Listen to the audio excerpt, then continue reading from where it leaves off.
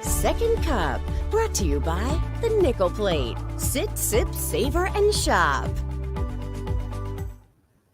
Well, there's no point in saying good morning because it isn't one. It's a bad morning. It's a bad week. It's been a bad several hours. This sucks. Good morning, everyone. Glad you're with us for Second Cup. It's 8 o'clock. Excuse me. You know that Nancy Pelosi meme where she comes into the podium, she's like, there's no point in saying good morning because it's not fun.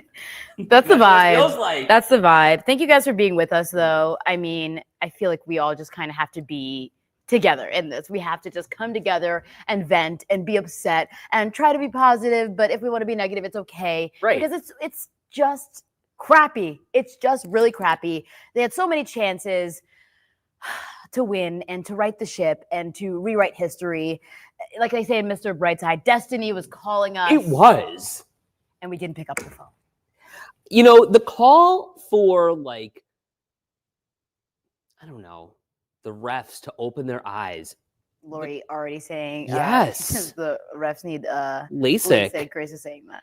Linda, though, I love the Bills no matter what. Mark says, so the refs won. Right. Well, exactly. The Kansas City refs, man. Some of these calls, okay, and I feel like all morning, like, I went to bed. The last thing I said to Russ was, I love you. I hate the Chiefs. It's now, I mean, the Chiefs. The hate was there before. There's something growing inside me, a deep seed of hatred. And it's not going to get any better, especially not if they end up winning the Super Bowl. But it was just, there were so many little heartbreaking moments. Josh, on that fourth down play, he got the first down. He crossed the line. One ref is coming in, says it's a first down. Another one isn't. And all of a sudden it isn't. Cole Bishop goes up with Xavier Worthy and he catches that ball that hits the ground. Like, I don't know. Oh, okay. I'm good. Yes, that close-up treatment, girl. Clearly I was preaching. The camera was feeling me. But yeah, that's not, in any other game, for any other team, that's a dropped ball. The ball was on the ground. You know what? We knew it was going to be a close game, too. And I'm okay with the score. I'm just wishing that it was the other way around. You know, like if it was us who won. I mean, duh. Do you know what I mean? I wish, I'm glad it wasn't like the Commanders, like a Eagles blowout. game. It was a good game. It was entertaining till the end. Obviously, we would much rather have liked to come out on top. And then, of course, it ends in just such a heartbreaking fashion. Josh Allen getting blitzed, and then he throws a ball up, and it's catchable. Dalton Kincaid has to throw his body out there, and he doesn't come up with it. So here's my question for you. Oh, James says, I have no interest in watching the Super Bowl, especially with those teams. No, let's do something else. Let's have a party. Let's go somewhere else. I'm not watching that. Peter says, I think it's going national about boycotting the Super Bowl because of the refs. Della says, morning, I didn't watch, seeing Josh nervous, dropping the ball. I turned the channel. Danielle said, I'm okay with the score if the calls were fair. Gotcha. Also fair. Lori, I'm not watching the Super Bowl. I can't even talk about it. Exhausting. Like, that's my point. Like, we have invested so much time and emotion and energy into this team.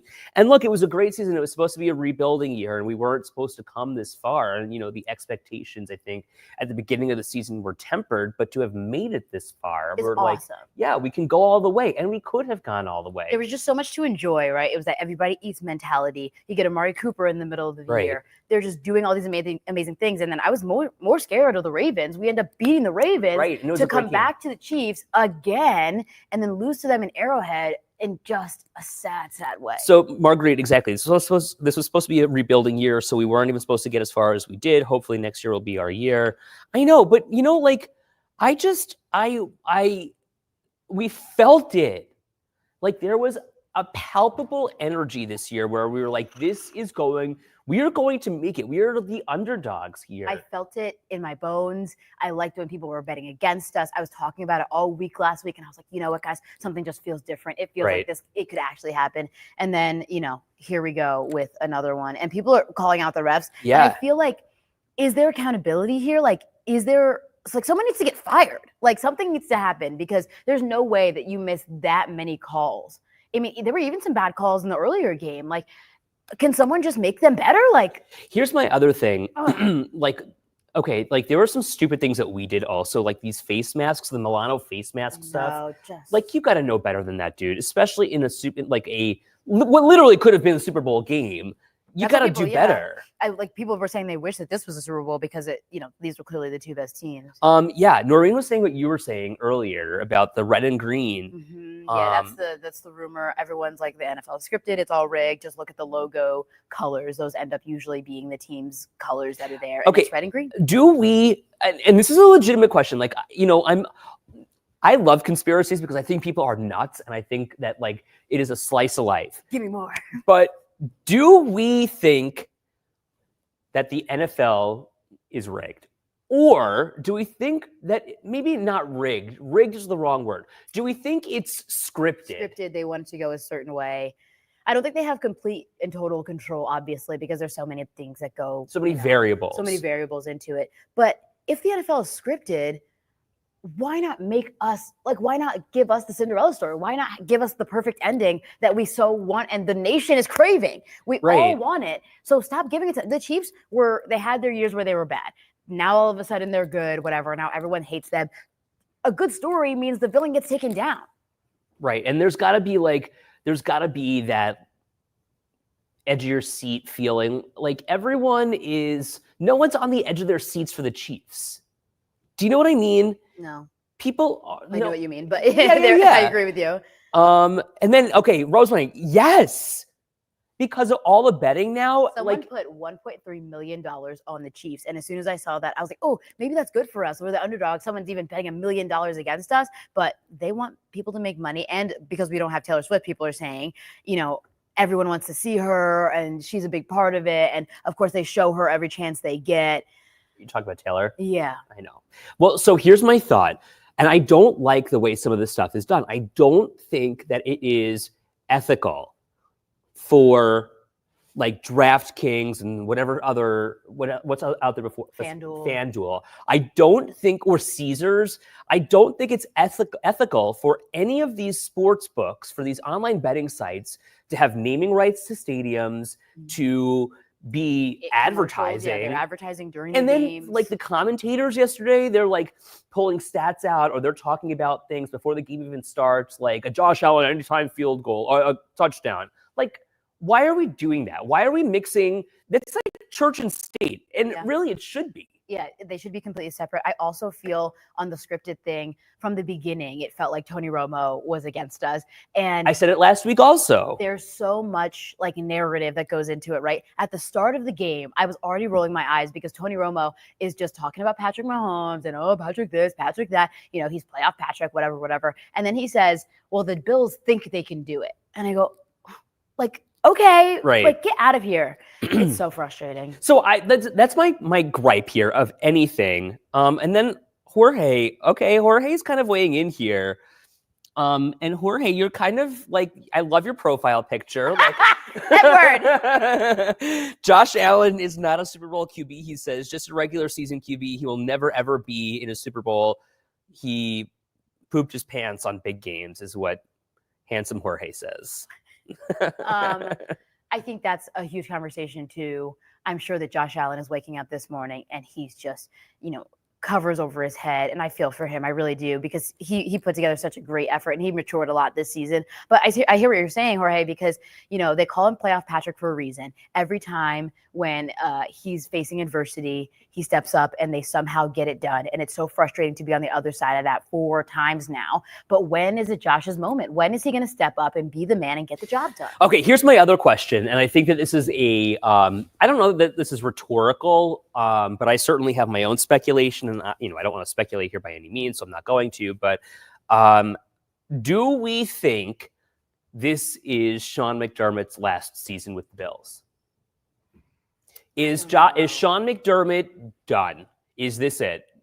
I think he has more time. I think he could do a good with the job. Bills. Yeah. I think he could stay with the Bills. I mean, I think people would be sad to see him go, but I also see a world where they try to start over. I mean, they got rid of Stephon Diggs, so you never know what can happen. And that was for the best, I think. Yeah. Get rid of what seemed like negative energy. We don't know Right? exactly what was going on in the locker room, but it They've seemed all like, but alluded to it. but something got better. The culture, it seemed like everyone was happier, really enjoying each other, and like genuine bonds were being formed in the team. My dad said, I've long said about this, the connection between sports and betting and the possible dangerous consequences. Pete Rose was denied Hall of Fame entry due to his gambling. Right. Interesting. Okay. Yes, we got rid of Diggs and went further this year. Christopher, rather. I'm sorry. Are you saying yes, that he's done? McDermott is done? Deshaun says no, they're going to keep him. Someone said something earlier, like because we're a small market, that's why they don't want us to have it. Like scripted against small markets like Buffalo. Which I guess like if it doesn't, it's all about the money. If they don't get enough money from us succeeding. Beth says maybe new coaches are maybe needed. What would happen if Joe Brady became the head coach? I think it switches from a defensive mindset to an offensive mindset. Sean McDermott's all about the defense. And they did do well yesterday. They got a turnover for the first time for the Chiefs since we played them earlier in the season. Christopher says hire Taylor Swift. Yeah, maybe that's what we need. I mean, look, there is something to be said about a new fan base coming in, somewhat, a group of people who are blind to the NFL, but are 100% plus aware to Taylor Swift, what she's doing, who she's talking to, the trends she's setting. And so they love that about the NFL right now. They are making money, they're bringing money in based on her fame and her name. But how long can that last? I don't know. The NFL wants it to, I guess. Melly says morning Monday. Kim says I'm rooting for the Phillies now. Casey has their work cut out playing against them. Grace says it's all about the rest. Pagula laughing all the way to the Mafia Bank. Mike says find a real defensive coordinator. Okay, and then here's my other question. We see the Bills come back today at the airport. It's late. They've been playing all day. They're exhausted. They lost. And there are fans out there. There are fans out there who waited for hours. I think there was like a slight delay on the flight. They didn't get in until 3 a.m. Obviously, the game ended around 9:30. So, that's a long time for people to be out there. They got their flags flying, and the players come off, and they're just dejected, and they don't even look up at them. And they don't acknowledge the fans. Ouch. Okay, so what do we think about that? So here they are. It was a small group, albeit a small group. There's like 30 people out there. And not even a wave, you guys, not even just a tip of the hat. Someone even like pulls their hoodie even closer so they don't have to look. What was that all about? Like that made me a little uncomfortable. Even Deion Dawkins. Usually he's all about the people, right? And not even any eye Who's contact. that? Is that Milano? I don't know.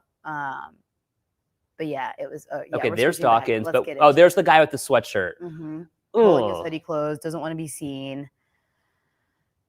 And I get it. We're all upset. We're there with them. But for fans to take time out of their day and wait till 3 a.m. to come see you guys because we love you and we're supporting you, at least a wave. Something. Gosh. They all know what time they come in. I'm not shocked that there weren't more people. I think we're all just really pissed. And at that point, it's exhausting. Kim says it's 3 a.m. Come on. They're all sad and mad, Beth says. But then Christopher says, poor folks freezing at the airport. And they just walk by. Yeah, that's kind of crappy. And I get it. It's so horrible. And they're probably super upset. We were all really upset. And I'm not saying they need to come over and give every fan a hug and an autograph or something like that. But these are people who stuck by them and they stick by them. We all stick by them through the good and the bad. And I'm just saying a little, Do you think it's also embarrassing for them? Oh, absolutely. Especially when it's the same team that's just sticking it to you every year. And you go in and you say, oh, it's just another game. And, we're a football team and we're hungry and we want it. And then you don't get it, that's tough. Didn't want to cry in front of the people. I know. And Josh Allen, for what it's worth, everyone loves Josh Allen. And, Josh is great. Josh is super cool and humble.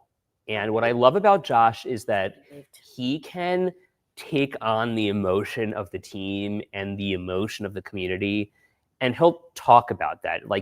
Not directly acknowledging it, but you can feel it in how he's presenting himself. Yesterday, he was on the verge of tears. It sounded he was just he dying. Couldn't muster up, more than a sentence. And I feel him. It's just so painful. You can tell that he cares. And I think I would rather have that guy than Patrick Mahomes or any other quarterback. I'd rather have the players on this team. They've got heart. They know what it means to be here and to be a part of this community. And it just sucks that they didn't end up on top. Lynn says the players are very sad and upset. Their mentality is not in a good place right now. I feel really bad, and there's probably going to be a lot of changes within the next week with players and internal staff. So some people probably worried about that also. Right, like Mac Hollins is a free agent now. Yeah. Don't love that. No, I mean, his catch was one of the highlights of the game. He called that ball in like one-handed. Bonnie says still MVP for Josh. Scott says try to be in their shoes. They were embarrassed. So there you go. The one, Lisa, yes, embarrassment and disappointment. And then Christopher says at least the kicker showed up, right? Like, exactly, Bass did his job. Tyler Bass, ladies and gentlemen. One time for that guy. Keep donating to 10 lives, I guess. I don't know. And it's sad because it doesn't come down to, like, it's not on Dalton Kincaid for not catching that last pass. Right. I mean, there was those 2-point conversions. Someone brought it up. What was with the 2-point conversions? You missed 2 of them. Right. It's tough. Like, that's 4 points we missed out on. We could have gone for an extra point. The 4th downs, like, I just have a pit. I'm just more than anything, like, these guys are doing their job, right? Like, this is their job. Mm-hmm. They're making a lot of money doing it. So, like, as much as we love them, like, they are not my focus. My focus, I think, is the community. And this community has long desired and fought and tooth and nail. Yeah, like when you speak of community, we have gone through such an ebb and flow in this community. And, like, the Bills are kind of what we ride as the highs and lows, but, like, our community is struggling in some cases. Our community is thriving in other places. And, like, that's what I think we have to focus on. Well, they're a unifier, right? Yeah. I mean, that Go Bills being a greeting is a real thing. When you see someone out in the wild and Go Bills, it just connects you with people. Out in the wild. No matter what you're going through or what you're experiencing, it seems like that's the one thing we can all agree on here, and it's so nice to have that. So let's bring Aaron in here, because I want to hear what you have to think, what you have to say. I brought here. up earlier the possibility of Sean McDermott getting fired, and Aaron, you were like, no way. No way. You don't think? No. Pagula loves him. He took a team that was picked to be 3rd place in the AFC East, and we probably should have won if we had one break to go our way yesterday. The first down play that was first down that they called back. One of the refs said was a first down. The other one didn't. That Bishop worthy catch that bounced off the ground, but they still gave it to him on the 3-yard line. Somehow you can catch a ball off the ground these days. Yeah. That's a new Kansas City Chiefs rule. So it's just a very frustrating day. I mean, I don't know. Cook wasn't more of a focal point, but because that was superhero like. He was like, when you're watching and you can just tell body language, and if you've played sports, you can see you're definitely there. Sometimes players who are in the zone, and he was in the zone last night. And just watching it, I'm like, James Cook. You never see him fired up. You never see him animated. He's very quiet, but he was ready to go yesterday. And I was like, give him the ball every time. But what can you do? No dice. Yeah.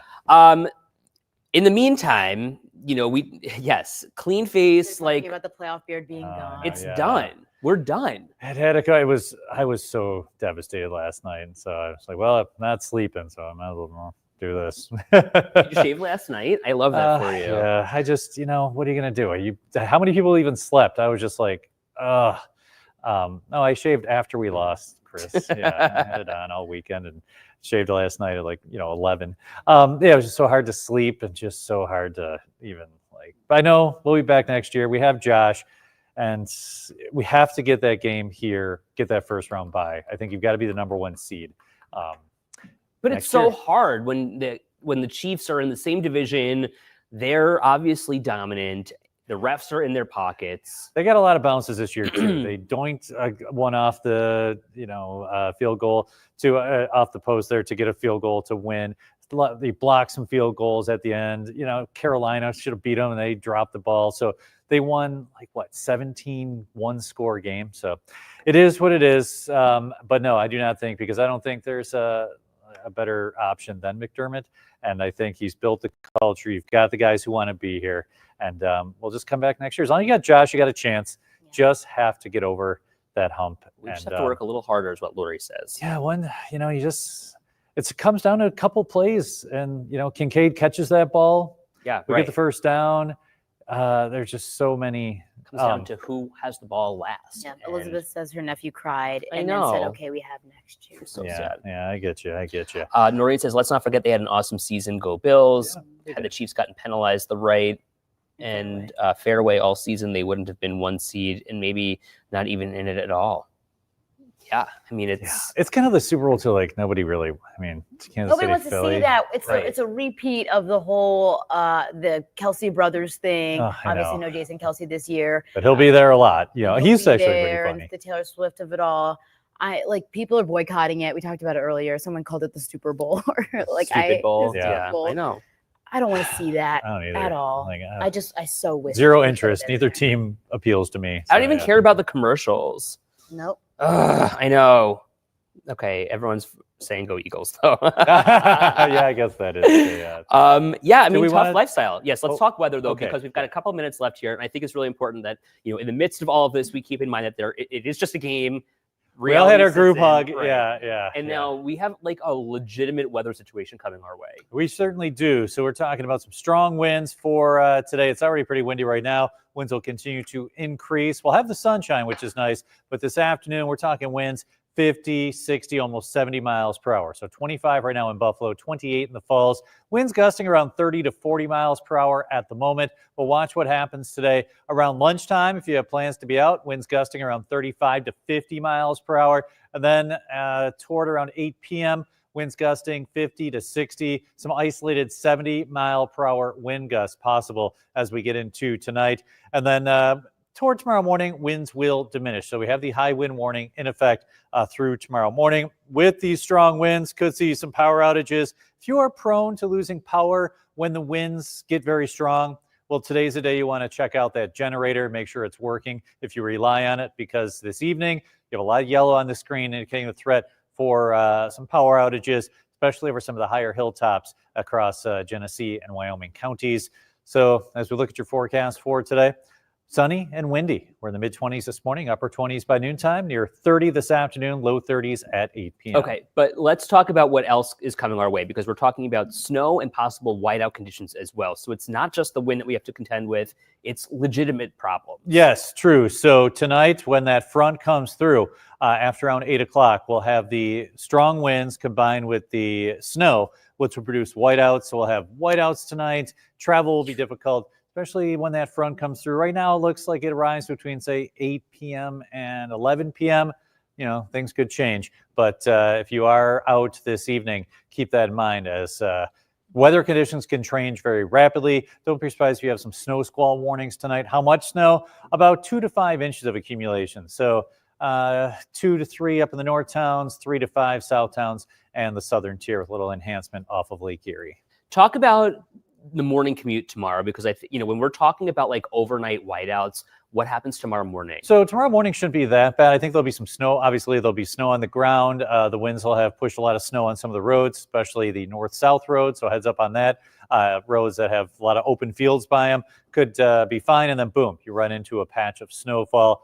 Tomorrow morning will clear out. Noon time will be fine. Tomorrow's evening commute will be a slow one as another disturbance moves in, brings us all snow late Tuesday night, right through Wednesday, and we're all going to see a few to several inches of accumulation. Oh boy. Okay, so Strap in for the week, you Yeah. guys. so Get ready. Wednesday morning is going to be a rough morning commute. Yes, Tuesday night. Tuesday night's commute. Tonight, if you're out and about after the evening commute, that's when the snow comes. But if you do have plans for tonight, I know a lot of us are running our kids around. If you're out around 9 o'clock, just be ready to add some patience to your drives. We have a producer who comes from Niagara Falls overnight. Yeah, Zachary Eugene. Yeah. So he's like, "Oh, Aaron, so from Niagara Falls to downtown Buffalo, what are you thinking? Whiteouts?" And Aaron's like, "Yeah, actually, absolutely." Yeah. So I saw his poor little face. be careful, Zach. Yeah. Gets her. Now, everyone's trying to bring a positive note and talk about the Puppy Bowl. Kathy's saying that Paws Allen is actually leading the vote right now, the Okay. popular vote. So everyone go vote for him. So we can have something, right? Like if the puppies can win it for us, Didn't Josh we'll look be like good. all of us, like a sad puppy last night when Yeah. he comes to the Head the worst. down. I know. You and I have been doing that a lot. This too shall pass. This too shall It pass. will. We've gone Okay. through a lot. Yeah. We can do it. Not We'll our first time Not going the through last. some heartbreak. Well, just get ready for next year at this time. Yeah. We got to go. Have a great day, everyone, or try to. See ya.